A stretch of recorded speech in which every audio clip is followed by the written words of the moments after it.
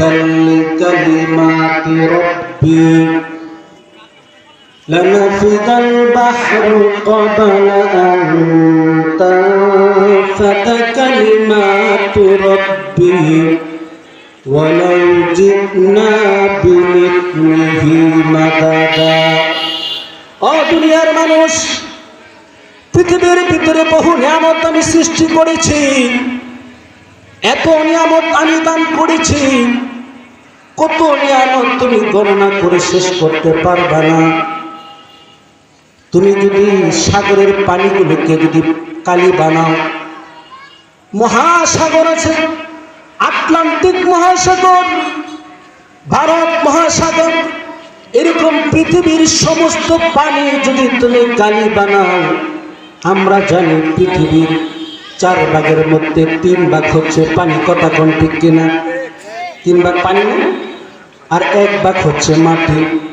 আল্লাহ বলেন পৃথিবীর 3 ভাগ পানি যদি তুমি কালি বানাও, এই কালি বানাইয়া যদি তুমি আমার নিয়ামত গুলোকে গুনতে থাকো, লিখতে থাকো, লিখতে থাকো, এই পানিগুলো শেষ হয়ে যাবে। আবার ডবল করে যদি এই পানিগুলো আবার নাও, আবার এই পানি নিয়ে যদি তুমি এই পানিকে কালি বানাও, কালি বানাইয়া যদি তুমি আমার নিয়ামত গুলোকে লিখতে থাকো, লিখতে থাকো, ও বান্দা, তবু কালি শেষ হয়ে যাবে, কিন্তু আমার নিয়ামত লেখা শেষ হবে না। চিল্লায় বলেন সুবহানাল্লাহ। এত নিয়ামত আল্লাহ তাআলা দান করেছে। এখন আমি বলতে চাই, পৃথিবীর ভিতরে সূর্য আছে, আছে না? সূর্য কত বড় সূর্য বলে শেষ করা যাবে? বিশাল, এই পৃথিবী থেকেও অনেক বড় সূর্য। এটা একটা নিয়ামত, নিয়ামত না? চন্দ্র একটা নিয়ামত। আটলান্টিক মহাসাগর বলেন, ভারত মহাসাগর বলেন, আমাদের ব্রহ্মপুত্র নদী বলেন, এরকম যত বড় বড় নদী আছে, যত বড় বড় নিয়ামত আছে, আকাশের মধ্যে লক্ষ কোটি নক্ষত্র আছে, এগুলো সব আমাদের নিয়ামত। কিন্তু এত নিয়ামতের ভিতরেও সবচেয়ে বড় একটা নিয়ামত আল্লাহ তাআলা দান করেছেন, সেটা কি বলবো? পৃথিবীর ভিতরে যত নিয়ামত আছে, সমস্ত নিয়ামতের মধ্যে একটা নিয়ামত হচ্ছে সবচেয়ে বড়। সেই নিয়ামতের কথা বলবো? যদি বলি তাহলে একটা ছন্দের শেষে আপনারা চিল্লায়া আলহামদুলিল্লাহ বলতে পারবেন তো? পারবেন তো? হ্যাঁ, আমি একটা ছন্দ বলবো, এই ছন্দের শেষে সকলে চিল্লায়া আলহামদুলিল্লাহ বলবেন। রাজি আছেন তো ইনশাআল্লাহ?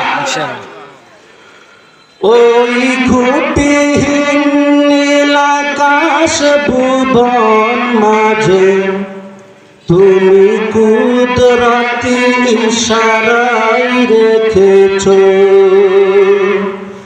এই শ্যামল পৃথিবীর চিত্রখানি তুমি নিপুণ তোমার হাতে এঁকেছো। ওগো আল্লাহ, শুকর তোমার, আমার যে মুসলিম করেছো। ওগো আল্লাহ, শুকর তোমার, আমার যে মুসলিম করেছো। চিল্লায় আলহামদুলিল্লাহ, চিল্লায় আলহামদুলিল্লাহ। পৃথিবীর ভিতরে যত নিয়ামত আল্লাহ রাব্বুল আলামিন দান করেছে, ওখানের মুসলমান ভাই বোনদেরকে বলি, আপনাকে আল্লাহ তাআলা, আমাকে আল্লাহ তাআলা মুসলমানের ঘরে জন্ম দিয়েছেন, মুসলিম হিসাবে পৃথিবীর মধ্যে আল্লাহ তাআলা আমাদেরকে প্রেরণ করেছেন।